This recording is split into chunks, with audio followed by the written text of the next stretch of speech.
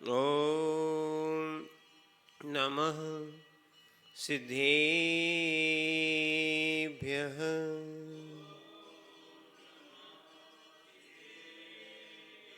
नम्मे दोडे वैद्यमाणं परमपाणं जीणं तेषोद्धीणे वोच्छामि रयणसारं सायारिणयारिधं मीणं नमो अर्हन्ताणं नमो सिद्धाणं नमो आयिरीयाणं नमो अज्जायाणं नमो लोहे सव्यसाहूणं कुन्दनवर्णधवलगति सम्यक् जिनका धाम है श्री गुरु वैरागी को सत्सत्य बार प्रणाम, सत्सत्य बार प्रणाम, सत्सत्य बार प्रणाम। जय बोलिए अनंतानंद सिद्ध परमेष्ठी भगवान की, देवादिदेव एक हजार श्री ऋषभदेव भगवान की, परम पूज्य देवादिदेव एक हजार श्री चिंतामणि पार्श्वनाथ भगवान की, देवादिदेव एक हजार श्री वर्तमान शासन नायक भगवान महावीर स्वामी की, परम पूज्य आचार्य भगवान कुंद कुंद स्वामी की, परम पूज्य आचार्य भगवान आदि सागर जी महामुनि राज की, परम पूज्य आचार्य भगवान गुरुवर विमल सागर जी महामुनि राज की, परम पूज्य गणाचार्य गुरुवर विराग सागर जी महामुनि राज की, परम पूज्य आचार्य श्री विशुद्ध सागर जी महामुनि राज की।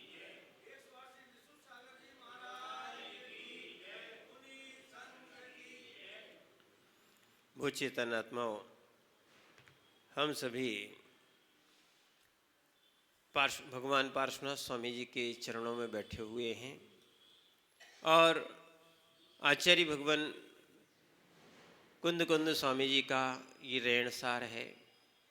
और आज वर्ष का क्या है, प्रारंभ भी है, यानी नव वर्ष की शुरुआत भगवान महावीर स्वामी के निर्वाण महोत्सव के बाद आज के दिन से प्रारंभ होती है। और यही भारतीय परंपरा रही थी कि वर्ष का प्रारंभ और लेखा जोखा जो है, जितने भी ये खाता बही थे, ये भी वर्तमान में आज के दिन ही बदले जाते हैं। पर थोड़ी सी सरकार की व्यवस्थाएं बनी तो जनवरी या मार्च से ये बात शुरू हुई है, पर मूलतः यहीं से क्या है, नया साल प्रारंभ होता है। आज से वीर निर्माण 2552 शुरू हो गया है। क्या हो गया है, यानी भगवान महावीर स्वामी को निर्वाण हुए 2552 वर्ष हो चुके हैं, यानी 51 हो चुके हैं, 52वां शुरू हो गया है।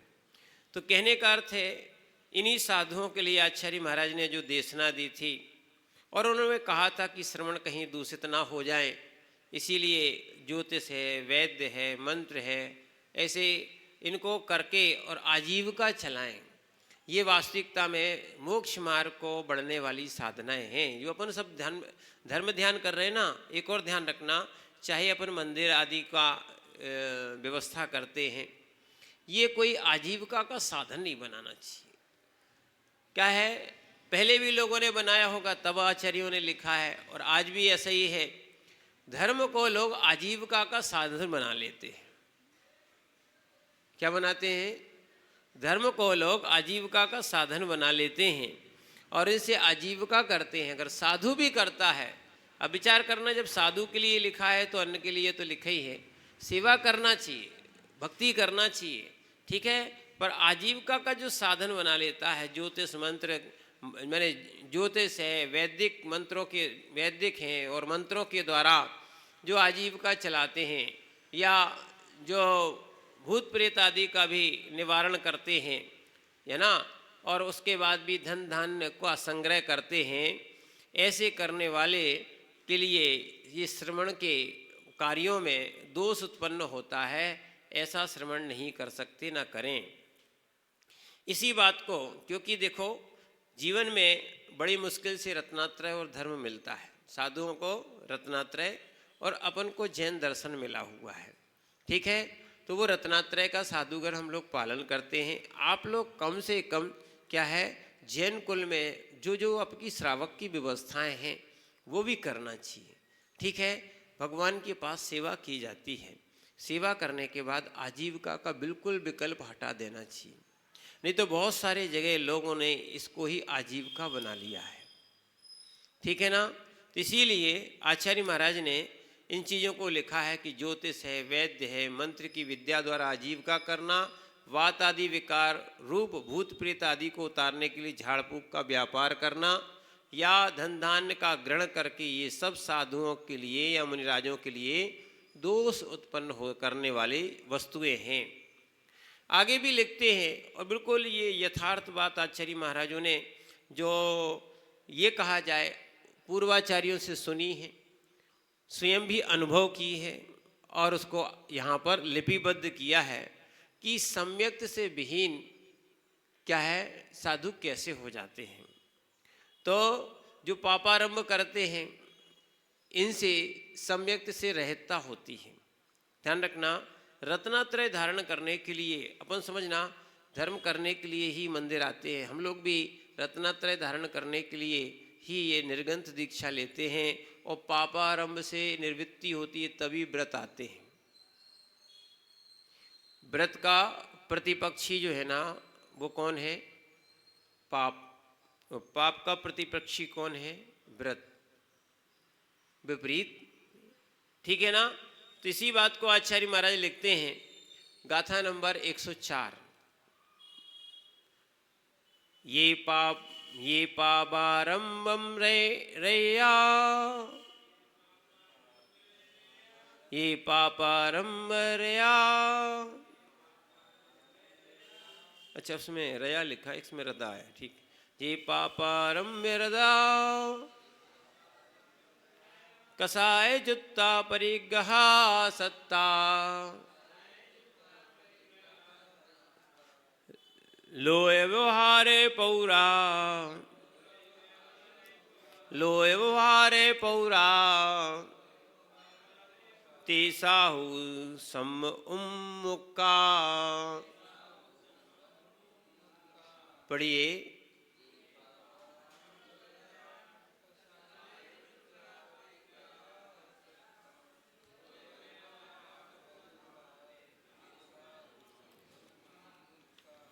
वास्तविकता में आचार्य भगवान यहाँ लिखते हैं कि ये माने जो साधु पापारंभ रया, पाप और आरंभ में रत रहते हैं, हिंसा, झूठ, चोरी, कुशील, परिग्रह, ये सब क्या है? 5 पाप कहलाते हैं। वैसे तो मूल रूप से ये 5 है, वैसे तो अनंत होते हैं। क्या है? पाप कितने होते हैं? पाप 5 होते हैं। और आरंभ में रत होते हैं, हिंसा आदि कार्य में जो रत होते हैं, पाप के आरंभ में जो रत हैं, और कसाय जुत्ता। मूल अगर देखा जाए तो सबसे बड़ी भूल होती है कि जो कसाय से युक्त होना, ये बार बार जो कसाय ना बार बार आती है, ऐसे संस्कार होते हैं, या पूर्व कर्म के नियोग से समझना सबसे बड़ी भूल क्या हो रही है? कसाय करना। क्या हो रही है? कसाय करना, ठीक है ना। कसाय में आकर जीव मोक्ष मार्ग की विराधना करता है, पर की नहीं, अपनी स्वयं की करता है। इसीलिए ये कसाय जो है ना आत्मा को कसती है।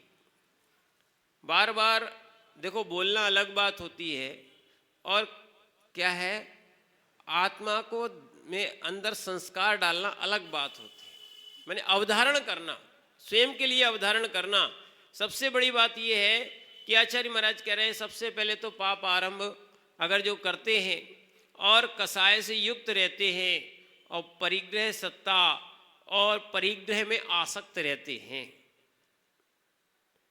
सुन लो भैया, अब गृहस्थों में ये होता है कि नहीं होता है? इसीलिए अगर आसक्ति कम है, विरक्ति है तो सम्यक है, ठीक है ना। और ऐसी आसक्ति साधुओं के पास आ गई, पापारंभ में क्या है, रत हो जाएंगे, कसाय से संयुक्त हो जाएंगे, परिग्रह से सहित हो जाएंगे। ऐसे जीव जो है ना, तो कसाय संयुक्ता परिग्रह सत्ता परिग्रह में आसक्त है। ऐसे लोक व्यवहार पौरा, और लोक व्यवहार में पौरा माने लोक व्यवहार में कुशल है, एक प्रकार से कहा जाए। कांति भाई, क्या है, लोक व्यवहार जो है ना, ये आप लोगों के लिए मान सकते हैं कि करना पड़ता है। साधु लोकाचार लोक व्यवहार से परे रहता है, और आज लोग ये चाहते हैं कि साधु भी लोकाचार में रहे। समझ रहे ना आप बात को? इसीलिए लोक व्यवहार से रहित होते हैं। ते साहु, वे साधु सम्यक दर्शन से रहित होते हैं। अब बताओ, अगर इन सारी चीज़ों को करेंगे, पाप को करेंगे, आरंभ में रहेंगे, कसाय से युक्त रहेंगे, परिग्रह में आसक्त रहेंगे, और क्या है, लोक व्यवहार करेंगे। लोक व्यवहार को जानना चाहिए, पर लोक व्यवहार को जानने के बाद उसमें रमना नहीं चाहिए। क्या है, नीति रीति का तो ज्ञान तो होना चाहिए, पर यह भी ध्यान रखना क्या करने योग्य है, क्या नहीं करने योग्य है। तो इसीलिए क्या है, जब तक कसाय माने ये कसाय भी ऐसी है कि जो जीव के लिए सम्यक्त से हीन कर देती। पहले भी बताया था, अनंतानुबंधी कसाय। कौन सी? अनंतानुबंधी कसाय जीव को सम्यक्त के शिखर से गिरा देती है। अपन छोटी छोटी सी बातों की कसाय बांध लेते हैं। समझ रहे ना आप बात को? और इसलिए लिखा भी है, जब तक लोचन खुले हो, यानी जब तक जीव है तब तक आलोचना कर लेना चाहिए। लोचन बंद हो जाएंगे तो आलोचना भी बंद हो जाएगी। उसके पहले पहले कर लोगे तो आपका कर्म क्षय हो सकता है, अन्यथा ये अंत तक समझ में नहीं आता लोगों को। बाकी बहुत सारी चीज़ें कर लेते हैं, त्याग कर लेते हैं, उपवास कर लेते हैं, पर मूल चीज़ का जो कसाय का त्याग होता है वो त्याग नहीं हो पाता।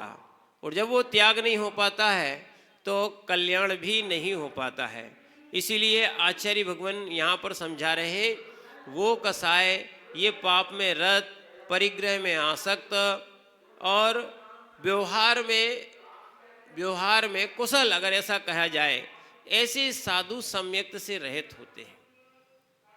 लोक में बहुत अच्छा लगता है व्यवहार कुशल। जैसे आप आए, हमने पूछ लिया कि भाई कैसे हो, सुनना, तो आप बड़े प्रसन्न हो जाते। आपने भोजन किया कि नहीं? अरे वाह महाराज, तो हमारे लिए क्या कर रहे थे। देखो ध्यान रखना, महाराजों का ये काम नहीं है। व्यवहार, लोक व्यवहार बहुत सारी चीज़ें हैं। अब आप शाम के भी आए हो, चाहे आप बाहर से भी आए हो, समझना, अब रुकने और भोजन की व्यवस्था महाराज बनाए कि आप बनाओगे? समझो आप बात को।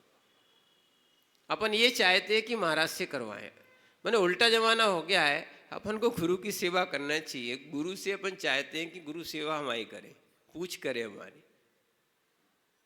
ये विपरीत धारणा जब जब आएगी तब तक ये सम्यक्त से रहित कर देगा, संयम से रहित कर देगा। लोकाचार को लोकाचार रहने दो,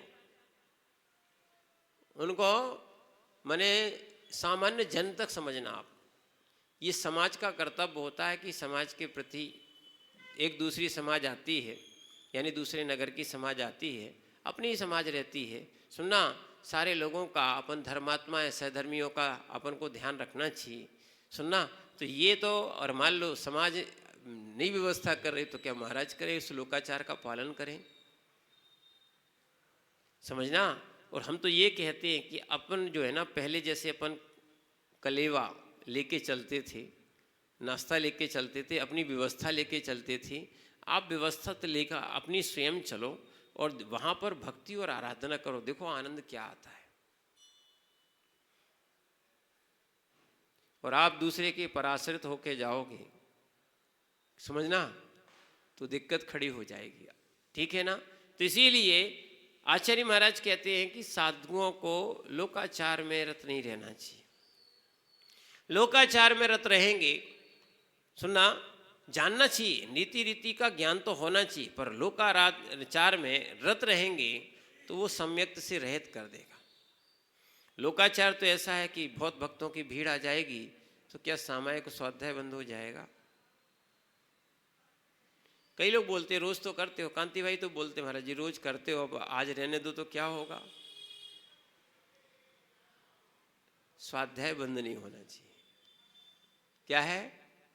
स्वाध्याय निरंतर जीव को। देखो आपने ये बात पढ़ी, आपको आज समझ में आई कि कौन कौन स्वामी भी बोल रहे हैं कि लोकाचार में रत नहीं रहना चाहिए, समझना। और अपन क्या चाहते हैं? क्या है? आज वर्तमान में यही हो गया, बहुत सारी लौकिक क्रियाएं करो। महाराज जी लौकिक क्रियाएं करने के लिए नहीं बने, महाराज तो वैराग्य होकर आत्मकल्याण के लिए बने हैं। मात्र जो है ना आहार करने के निमित्त से श्रावक के घर तक जाते हैं। महाराजों का कोई काम नहीं, उनका काम क्या है? ज्ञान ध्यान तपोरक्ता तपस्वीषा प्रशस्यति। इसलिए विषयासा बसाती तो निरारंभो परिग्रह, आया नहीं आया, ये आरंभ पाप आदि से रहित होते हैं, कसाय से रहित होते हैं, आत्मिक आनंद में रहते हैं। सुनना, बहुत सी ये व्यवस्थाएं जो है ना ये श्रावक को करना चाहिए। वो श्रावक ये सोचता है आज के उल्टे उल्टे, महाराज जी आपका काम था, मेरा काम थोड़ी था, समझना। तो ये महाराजों के काम नहीं है, समझना। ये किसके काम है? और अगर ऐसा करते हैं तो कौन कौन स्वामी ने स्पष्ट लिखा है कि वे सम्यक्त से विहीन है। इसलिए कोई ग्रंथों को कम खोलते हैं, नहीं तो पूरी बातें सामने उघड़ के सामने आ जाएंगी। समझ रहे ना आप बात को? तो इसीलिए और भी बहुत से काम है। ठीक है, सानिध्य दे दिया, नहीं दिया तो भी ठीक है। अपना जो श्रावक का काम है वो श्रावक करे, जो साधु का काम है वो साधु करे, ठीक है ना। इसीलिए अब आगे बता रहे हैं आचार्य भगवान 105 नंबर की गाथा है कि पर निंदा और आत्म प्रशंसा मोक्ष मार्ग नहीं है। एक सूत्र तत्वार सूत्र जी में आया है जो नीच गोत्र का बंद कराता है, या क्या है, नीच गोत्र का आश्रव बंद कराता है। तो इसीलिए आचार्य महाराज यहाँ पर उसको भी यहाँ लिखते हैं, न सहंती इदरपम, न सहंती इदरपम, थुवंती अपणामपणो महपम, थुवंती अपणामपणा महपम, अपना मप महपम। हाँ, जिह्व निमित्तम कुणंती कुज्जंती साहु सम उम्मुक्का। पढ़िए।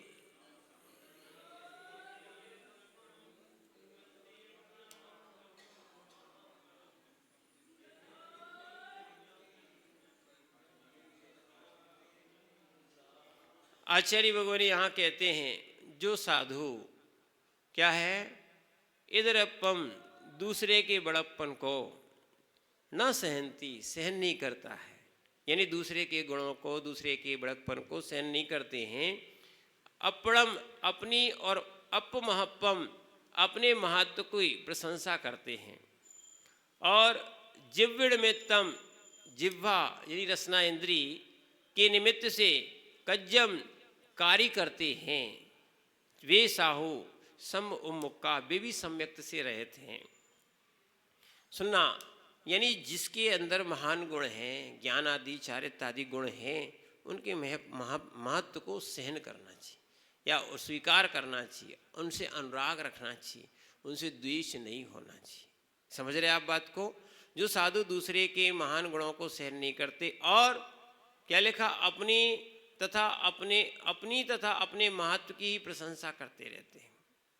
जो आत्म प्रशंसा में, स्वयं की प्रशंसा में लगे हुए हैं, ठीक है ना, कि हम ऐसे थे, ऐसा करते थे, ऐसा करते थे। सुनना, हाँ, अगर माना कि आपके सत्कारी हैं जिससे दूसरों को प्रेरणा मिल रही है, वो बताना एक अच्छी बात है, पर वही बताते रहना क्या है, दूसरी कोई चीज़ दूसरे की नहीं बताना। तो इसीलिए जो साधु ऐसा माने निरंतर करते हैं, पहले तो देखो तत्वार सूत्र में भी ये शब्द सभी के लिए आया है, परात्म निंदा प्रशंसे सत्सद गोड़ोच्छादनित भावई च नीचे गोत्रस्य, नीच गोत्र के कारण में लिया गया है। आज वो साधु के लिए भी कहा जा रहा है कि अपन ने क्या है, भले ही मोक्ष मार्ग में आगे बढ़ाया हो कदम, ऐसे साधु महान गुणों को, क्योंकि महान बड़े बड़े पूर्वाचारी हुए हैं, है ना, उनकी और भगवान की इतनी क्या बोलते देशनाएं अपन को प्राप्त हुई हैं, उनके द्वारा ही अपन प्रवचन आदि कर पा रहे हैं, या उनके द्वारा ही हम जिनवाणी का स्वाध्याय और रसपान कर पा रहे हैं। अगर इनकी ये देशनाएं आज हमें परंपरा से प्राप्त नहीं होती तो क्या आज ये मोक्ष मार्ग हो पाता क्या? समझना, जैसे घर में बड़े लोगों का जो है ना सम्मान वर्तमान में लोग नहीं रख रहे हैं। सुनना, अगर वो लोग नहीं होते, नहीं सिखाते, तो आप क्या सीख पाते? समझना, इसीलिए जो साधु दूसरों के महान गुणों को सहन नहीं करते और अपनी महत्व को ही प्रशंसा करते रहते हैं। ध्यान रखना, आचार्यों ने स्पष्ट लिखा है कि नहीं क्या बोलते, इसका अर्थ है कि साधु जो है ना किसी के किए गए उपकार को भूलते नहीं। साधु जन एक सज्जन ऐसे होते हैं कि किए गए उपकार को प्रति माने उत्तर में उसको उपकार ही करते हैं। ठीक है ना? तो इसीलिए आचार्य बताते जो गुरुओं ने जो उपकार, महान उपकार किया, दीक्षा मिलना भी बहुत बड़ा उपकार है। व्रत आदि जो हमें मिलते हैं उसका भी बहुत बड़ा उपकार है। ध्यान रखना, किसी ने मंदिर तक लाए हैं तो उसका भी बहुत बड़ा उपकार है, अन्यथा अपन जीवन में पापों में लगे रहते, सत्स्वरूप समझ ही नहीं पाते। सुनना इस बात को। आज ही एक जन बोल रहे थे कि महाराज जी, हम लोग तो पूजा करते ही नहीं थे घर में, इसको मिथ्यात्व मानते थे। देखना, वो बोले अब समझ में आया कि घर में क्या है, पूजा करना चाहिए। हाँ, कर सकते हैं, वो करना चाहिए, दीपावली के दिन तो करते ही करते। बोले बड़ा आनंद आया। कई लोग और पूजाएं नहीं करते थे, जब पूजा करने लग गए तो उनका उपयोग लगने लगा और उनको बड़ा आनंद आने लगा। समझना, जब तक संस्कार नहीं बनते ना, तब तक अपन को पुरानी धारणा के संस्कार रहते हैं तो वो चीज़ें अच्छी नहीं लगती हैं। इसीलिए जैसे जैसे संस्कार बनते जाएंगे कि हाँ, बड़े लोगों ने बड़ा उपकार किया, सुन लो अच्छे से, पुराने लोगों ने बड़ा उपकार किया, या अरहंत सिद्धों का बड़ा उपकार रहा पहले की, जो देशनाएं दे गए, आचरण को कर गए, मोक्ष को चले गए, हमारे लिए मोक्ष मार्ग तो बता गए। समझना, भगवान ऋषभदेव के पहले कोई मुनि बना ही नहीं था।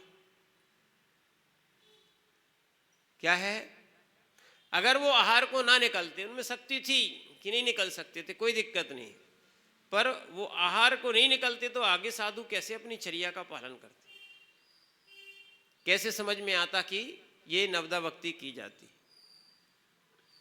देखना, उनके साथ 4000 राजाओं ने दीक्षा ली थी। कितने? 4000 राजाओं ने दीक्षा ली, पर उस समय ऋषभदेव भगवान या ऋषभदेव महामुनिराज ध्यानस्थ हो गए। 6 महीने तक तो वो ध्यान में ही बैठे रहे। क्या है, अन्य राजा इतना सेनन होगा पर वैराग्य के साथ दीक्षा नहीं ली थी, ध्यान और या इन बातों को मालूम ही नहीं था, बेचारे लोग भ्रष्ट हो गए।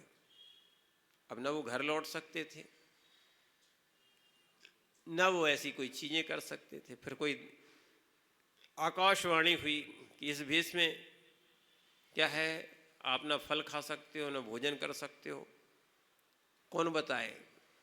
भगवान ऋषभदेव जो थे ना, पूर्व अवस्था में राजा मुनि महामुनिराज ऋषभदेव वितुमोन बैठे थे, और एक नियोग होता है, तीर्थंकर भगवान जब भी दीक्षा लेते हैं, दीक्षा से केवल ज्ञान तक उनका मौन चलता है। क्या चलता है? अब क्या उपदेश दें, क्या बताएं, कोई उसके पहले भी था नहीं। तो फिर आकाशवाणी हुई कि इस भेष में नहीं कर सकते हैं। तब उन्होंने छाल लपेटी, किसी ने कोई लौटे, ऐसे ऐसे कारण बने। सुनना, उसके बाद ही ये आहार की कैसी प्रथा थी, यमुनि की कैसी चर्या थी, सुनना, ये सारी फिर धीरे धीरे क्या हुई, व्यवस्थित हुई। और फिर उनके ही पुत्रों ने क्या है, भगवान ऋषभदेव के सारे पुत्रों ने, ये कहा जाए पुत्र और पुत्रियों तक ने इस निर्गंत दीक्षा को स्वीकार किया। ठीक है, सबसे पहली आरिका बनने वाली, ठीक है, उपचार महाव्रत को धारण करने वाली ब्राह्मी और सुंदरी भी रही, समझना। तो इसीलिए उन्होंने इन महाव्रतों को धारण किया और अपना मोक्ष मार्ग प्रशस्त किया। तो कहने का अर्थ है कि अगर ये पहले अपन को परंपरा से प्राप्त नहीं होता तो क्या अपन का मोक्ष मार्ग प्रशस्त हो पाता। उपकार मानना चाहिए कि अगर ये पथ और भी, जैसे भी वर्तमान में देखो, ना तो अरहंत भगवान है, ठीक है ना कोई रिद्धिधारी है, ना कोई विशेष अपन को कोई चीज़ प्रत्यक्ष रूप में कोई, यानी इंद्रिय प्रत्यक्ष रूप में अपन को कोई देखने मिल रही है, ठीक है, कोई अतिशय विशेष देवों का आना, बहुत सारी चीज़ें, रिद्धियाँ, ये कुछ नहीं मिल रही। फिर भी उसके बाद इतना उपकार तो है, भले ही अरहंत हो या ना हो, पर अरहंत की वाणी और अरहंत के जिनबिंब मंदिर आदि अपन को, और पूरी मैंने जो क्रम था, कैसा नवदा भक्ति का होता है, स्वाध्याय का होता है, ये सारी चीज़ों का उल्लेख आचार्यों का उपकार है कि आज तक अपने पास कर गए। और आज अपन ऐसा भी कहें कि ये जो ग्रंथ बचा के रखे हैं उनका भी बहुत उपकार है। अगर ये ग्रंथ नहीं होते तो पुनः निर्ग्रंथ भी नहीं बनते।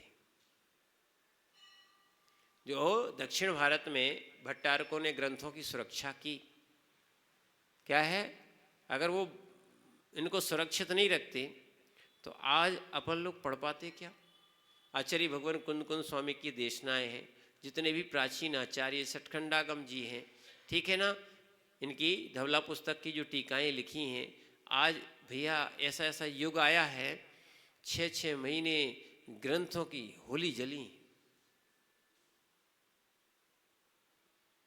लोगों ने जैन धर्म को नष्ट करना चाहा, एक तरफ मंदिर को मिटाए, मंदिर मूर्तियों को तोड़ा, है ना, खंडित किया, और उसके बाद जिनवाणियों को भी जलाया कि साहित्य नहीं रहेगा। फिर भी ग्रस्तों के घर में और भट्टारकों ने इस जिनवाणी को बहुत सुरक्षा करके एक सुरक्षित किया।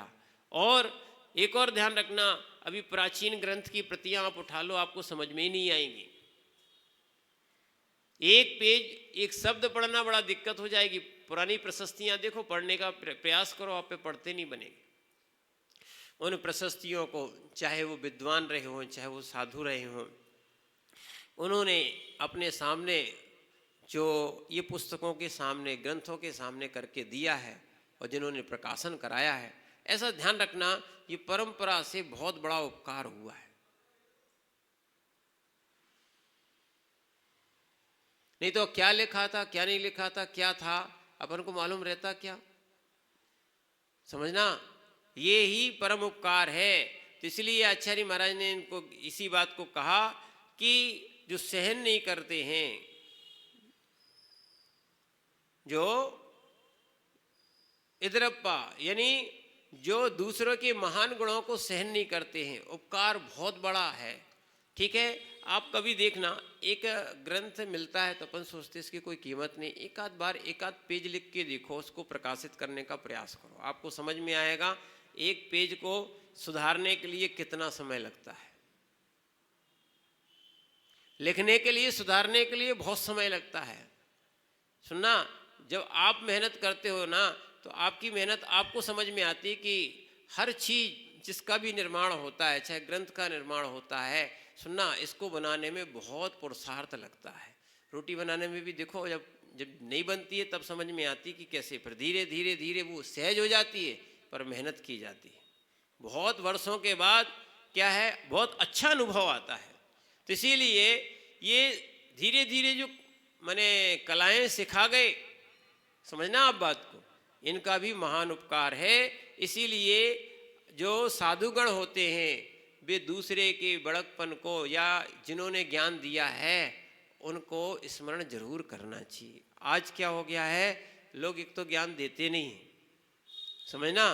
और जो ज्ञान दे देता है उसको लोग विस्मृत कर लेते, लोग आचार्यों को भूल जाते, जो गुरुओं के उपकार को भूल जाते। ठीक है ना।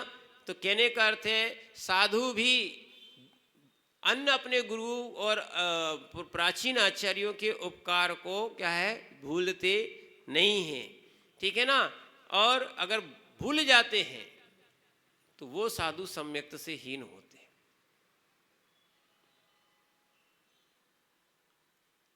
समझ रहे ना।